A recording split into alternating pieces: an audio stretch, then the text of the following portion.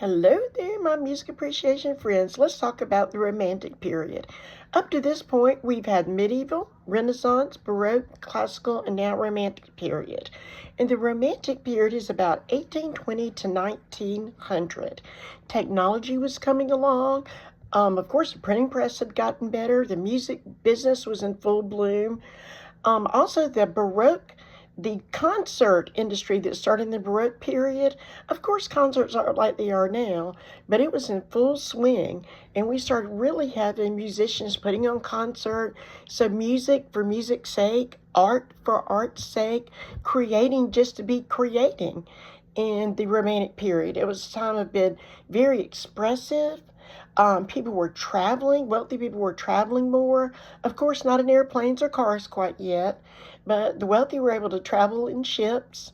And, sometimes by luxury coaches and things like that, some of the forerunners of the car. But it was really coming along. And so this was about the time of that Industrial Revolution, where there's industries. So that kind of puts you in a frame of reference. And Beethoven, who is a crossover between, or a bridge between the classical and the Romantic period, he was the very first freelance musician. He could just get up and create for the sake of creating, which was a very romantic idea. And he had patrons, and there was one that he never even met. So a person didn't have to go in as, a school teacher or someone who worked at a church. If you were talented enough and had the desire to, you could, create like people do today, like Sir Elton John or many other people do. I just name him because he was a big pop star and big in Broadway and a huge composer. Of course, there's many others. So, and a lot more modern examples than that. So at this time, there were people who could. Now, some of their parents, like Franz Schubert, were saying, hey, you need to go to college and train to do a job like a teacher. And, Franz Schubert, honey, he tried that, but he's like, I don't think so. And as a matter of fact, in the Romantic period, he was the only composer who, we know his name today, he never had a huge concert. He had these little Schubertiads, smaller groups, and in fact, he even couch surfed for a time. So it's very interesting. We have people like Clara and Robert Schumann, and there's no way I can go into all of these. I'm just trying to pique your interest about some of them. And by no means do you have to use the ones I'm saying, but if they do, take a look at it. Inside your source. I don't want anybody to get in trouble for plagiarism, even if the source is me. But I'm a person who always says, first of all, I'm a human. I've studied this for a long time, but you go back, add to this, make it even more interesting. But Robert and Clara Schumann, believe it or not, in this time, they sued for the right to be married. Clara had been a child prodigy, pianist named Clara Wieck. Her father, Frederick Wieck, and that is pronounced with a V because it's German. And that's how they do that over there. But when you're looking it up, that is spelled with a W. But Robert and Clara sued for the right to be married, and believe it or not, in the 1800s, they won.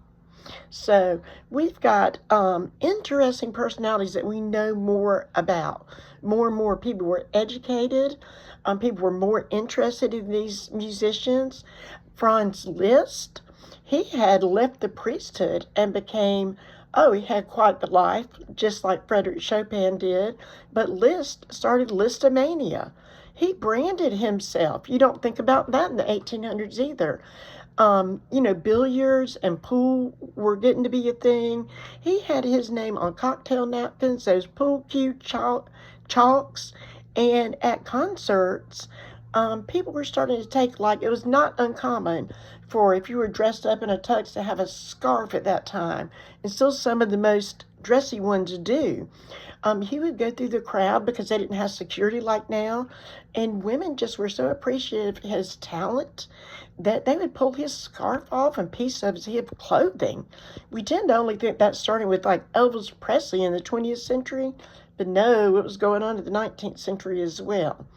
There was a violinist called Paganini. He played with such passion that he could play on less and less strings. If you ever played violin and you played really I don't know, almost violently or passionately, you can break a string. And they said about Paganini, because gossip magazines were a thing back there too, and newspapers, that he was possessed or had sold his soul to the devil, and that he'd use his mistress's innards, like her guts, okay? And it was not true, to make the strings on which he played so passionately. So we've got interesting people. We've Robert Schumann also came up with music criticism. After his piano playing ability wasn't like it needed to be, he tried homemade physical therapy with this contraption and made his hand worse. But music criticism was a big thing, and so his wife Clara could also play his creations. Tchaikovsky was big during this time, and Tchaikovsky was a person who always tried to balance his fame and his homosexuality and his creativity and his opportunities.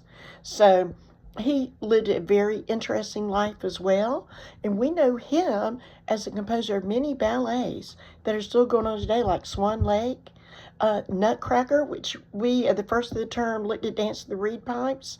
I still know places where the ballet companies are putting this on every single year, and you can be a part of that from the time that you are a pre-K child up to you graduate in high school and then some. So we have got a lot of lingering fame here. Um, and during this romantic period, people were very proud of their countries. So nationalism, Tchaikovsky was Russian, so you see a lot of Russian folk influences. Chopin was Polish. And he also is another person. He left Poland and he took a chalice of dirt so he could go to France to seek more fame and fortune, and he did. But he was never able to go back because of the civil war that ensued after he left. So I'm saying all that to say this. We got some interesting characters, celebrity pianists, some I've named, some I have not named, but you choose some interesting people.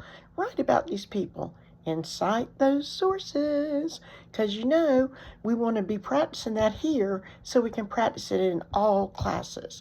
I was never so embarrassed when I was doing doctoral work and I was told that my work was undercited. So I've been there. So I don't want to hurt anybody's feelings. I want you to do right. I want you to have the best possible outcome, and I want you to do well.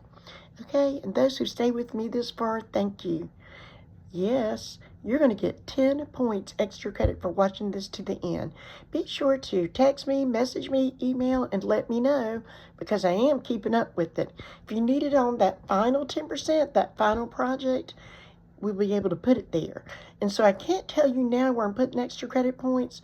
I look at the term as a whole, and I put it where you'll need it most when I'm doing grades and where it's most beneficial to you.